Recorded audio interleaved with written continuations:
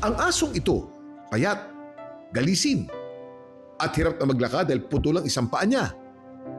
Pinabayaan na lang sa kalsada, walang pumapansin na tinatawag na putol. Putol! Muling nabigyan daw ng bagong pag-asa. Nakilala namin sa Antipolo ang nasa likod ng viral transformation ni Putol. Si Jefferson Starcy Villar Cas ay isang food delivery rider. Pero hindi lang pagkain ang dala niya, pati na pag-asa. Sa kanyang tahanan kasi mahigit 20 aso at 40 pusa ang kanyang inaalagaan. Lahat daw ay ni-rescue at inadapt niya.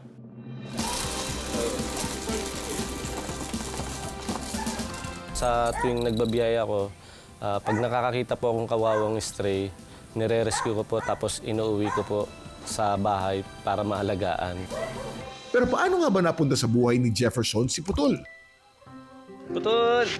Nakita ko po siya sa tabing kalsada. Birthday ko po nung araw na yon, bibili lang po sana ako ng pagkain.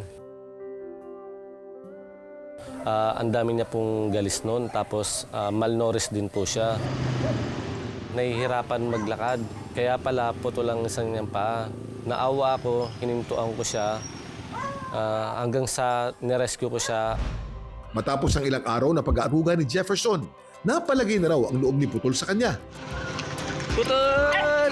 Nagtiwala po siya sa akin kasi siguro naramdaman niya na mapagmahal ako sa mga katulad niya. Alam niyo bang kahit 3 na lang ang paa, kayang mamuhay ng normal ng maraming aso? Mabilis kasi nakaka-adjust ang mga aso sa paggalaw, kaya marami sa mga rescue dogs na may kapansanan, nakakatakbo at nakakapaglaro pa rin. Ang star ngayong araw na si Putol, ready na raw humarap sa kamera. Presenting, Putol. Ang dating galisin at halos butot balat na aso, ngayon ay isa ng young star na. Malaki na nga raw ang pinagbago ni Putol mula ng unang araw na nakita siya ni Jefferson.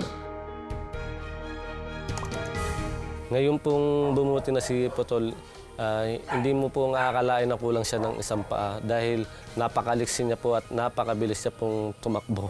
Bot po, please! Ang dating takot, ngayon malambing, mapagmahal at masigla na raw. At tawagin niyo raw siyang Potpot. Dahil sa pagmamahal ni Jefferson, isang glow up ang nangyari kay Potpot.